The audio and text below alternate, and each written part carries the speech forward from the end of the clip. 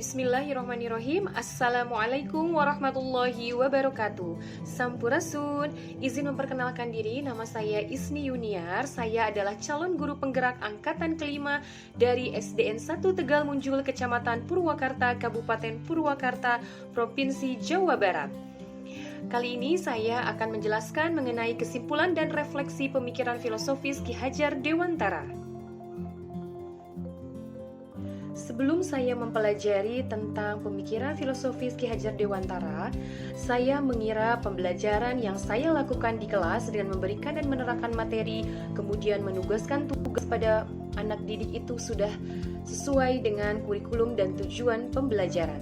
Hal tersebut bisa terlihat dari semua anak didik ikut mengerjakan tugas sampai pengumpulan dan kemudian saya nilai, walaupun terkadang hanya beberapa anak saja yang tidak mengerjakan tugas. Saya masih merasa ketika ada anak didik yang tidak mengerjakan tugas atau tidak masuk sekolah, saya masih menganggapnya adalah sebagai anak didik yang malas. Kemudian saya masih menganggap bahwasannya anak didik itu seperti kertas yang masih kosong, yang harus saya isi dengan tinta warna yang saya sukai tanpa bertanya warna tinta kesukaan dari anak didik itu sendiri. Saya masih cenderung memandang anak itu sebagai objek dalam pembelajaran, lebih mengejar nilai sehingga pembelajaran masih cenderung kurang bermakna untuk peserta didik. Setelah mempelajari filosofi pemikiran Ki Hajar Dewantara, pola pikir dan konsep pembelajaran saya berubah. Anak didik merupakan individu yang ibaratkan kertas yang berisikan tinta samar-samar yang harus kita tebalkan untuk memperjelasnya guna bisa terbaca. Begitupun dengan anak didik merupakan individu yang memiliki pribadi yang unik yang harus kita bimbing dan arahkan kemampuannya itu. Saya mulai memandang anak didik sebagai subjek dalam proses pembelajaran. Artinya anak didik harus diberikan kesempatan yang seluas-luasnya untuk mengembangkan potensi yang ada pada diri mereka, mengembangkan kreativitasnya dengan bebas. Di dalam pembelajaran di kelas, saya perlu menerapkan pembelajaran berdasarkan sistem Among.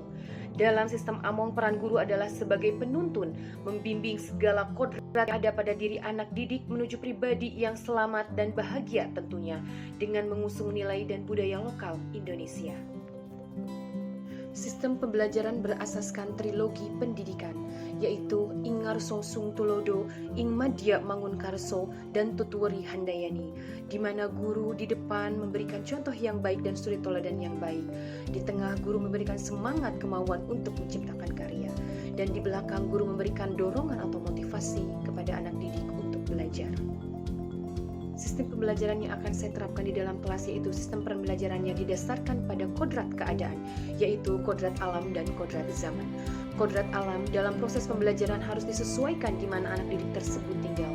Pembelajaran yang diberikan di daerah perkotaan tentunya akan berbeda dengan pembelajaran yang berada di daerah pedesaan. Kemudian kodrat zaman, di mana walaupun anak didik itu tinggal di daerah yang sama alamnya, dari cara proses belajarnya akan berbeda antara zaman kolonial dengan zaman setelah mereka hingga zaman abad 21 sekarang ini. Sistem pembelajaran yang akan saya terapkan di kelas yaitu sistem pembelajaran yang didasarkan pada asas trikon, yaitu continue, konvergen, dan konsentris. Artinya continue yaitu berkelanjutan, artinya pembelajaran akan terus berkelanjutkan, terus belajar dan belajar sesuai dengan perkembangan zamannya. Kemudian konvergen yaitu ketika kita ingin mengambil sumber ilmu pengetahuan dari luar, bisa dari mana saja dan kapan saja. Kemudian konsentris, walaupun kita bebas mengambil ilmu pengetahuan dari luar, tetap kita harus mempertahankan nilai-nilai budaya dan kemanusiaan sesuai dengan daerah asal kita. Hasil pembelajaran yang sesuai dengan pemikiran filosofis Ki Hajar Dewantara yaitu hasil pembelajaran yaitu berupa pembentukan karakter. Terbentuknya budi pekerti yang baik dalam diri anak didik. Budi pekerti berasal dari dua kata, yaitu budi dan pekerti, di mana budi adalah pikiran, rasa, mengolah atau menghaluskan rasa, dan karsa, kemauan untuk menghasilkan sesuatu. Pekerti adalah tenaga. Jadi budi pekerti adalah merupakan hasil dari bersatunya gerak pikiran dan kemauan sehingga menimbulkan tenaga atau pekerti. Menurut Ki Hajar Dewantara bahwasannya proses pendidikan harus berlangsung secara holistik. Dengan demikian akan menciptakan suatu keseimbangan yang harmonis sehingga budi pekerti yang baik akan menghasilkan insan individu yang bijaksana dalam menjalani kehidupan selamat jiwa dan bahagia raga. Dengan menerapkan metode pembelajaran di dalam kelas itu dengan merdeka belajar, diharapkan dapat membentuk suatu individu atau anak didik yang bisa menjadi manusia sesuai dengan profil pelajar Pancasila, yaitu beriman, bertakwa kepada Tuhan Yang Maha Esa dan berakhlak mulia, bergotong royong, bernalar kritis, kreatif, berkebinekaan global, dan tentunya menjadi insan yang mandiri. Hal yang akan saya lakukan di dalam kelas yang sesuai dengan pemikiran Ki Hajar Dewantara, yaitu yang pertama, saya akan melaksanakan tes diagnostik non-kognitif pada anak didik di kelas. Dengan tes ini diharapkan mampu mengetahui psikologis emosional anak, kemudian mampu mengetahui keadaan keluarga dan karakteristik dari anak didik tersebut. Yang kedua, saya akan mengadakan permainan tradisional sederhana, di mana sebelum mulai pembelajaran mengarahkan hatinya sehingga hati menjadi senang dan bahagia dalam proses pembelajaran. Kemudian yang ketiga, dalam proses pembelajarannya akan menggunakan metode sistem Among, di mana guru hanya berperan sebagai pembimbing dan mengarahkan.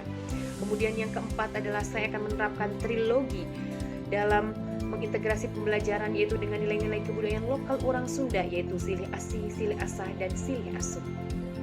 Kemudian untuk menerapkan hal-hal tersebut tentunya harus memperhatikan tripusat pendidikan, yaitu 3 lingkungan yang sangat berpengaruh sekali terhadap proses pembelajaran di kelas, yaitu lingkungan keluarga, lingkungan sekolah, dan lingkungan masyarakat, di mana kita harus mampu berkomunikasi dan berkolaborasi dengan tripusat pendidikan tersebut sehingga tujuan pembelajaran yang seutuhnya akan tercapai. Demikian pemaparan mengenai kesimpulan dan refleksi pemikiran filosofis Ki Hajar Dewantara. Sesuai dengan motivasi dari pelatihan guru penggerak, mulailah tergerak, bergerak sampai akhirnya mampu menggerakkan untuk melakukan perubahan dan inovasi demi kemajuan pendidikan di Indonesia. Demikian, wassalamualaikum warahmatullahi wabarakatuh. Sampurasun.